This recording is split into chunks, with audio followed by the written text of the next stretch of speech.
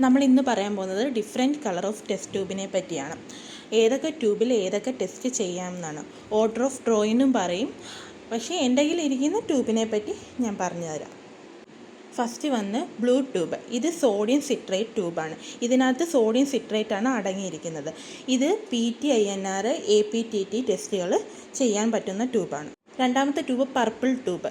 ഇത് EDT ട്യൂബാണ്. ഇതിൽ നമ്മൾ CBC, ESR, HbA1c അങ്ങനെയുള്ള ടെസ്റ്റുകൾ ചെയ്യാൻ പറ്റുന്നതാണ്. ഇതിൽ ബ്ലഡ് അടങ്ങുമ്പോൾ ക്ലോട്ട് ആവില്ല.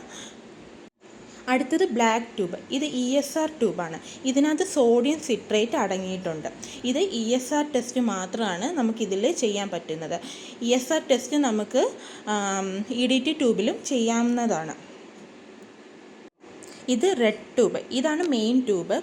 ക്ലോട്ടിംഗ് ട്യൂബ് എന്ന് പറയും. ഇത് നമ്മൾ മെയിനായിട്ട് ബയോകെമിസ്ട്രി ടെസ്റ്റുകളും ഹോർമോൺ ടെസ്റ്റുകളും സെറോളജി ടെസ്റ്റുകളുമാണ് ചെയ്യുന്നത്.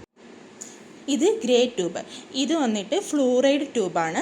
ഇതിൽ നമ്മൾ ഷുഗർ ടെസ്റ്റ് മാത്രമാണ് ചെയ്യുന്നത്.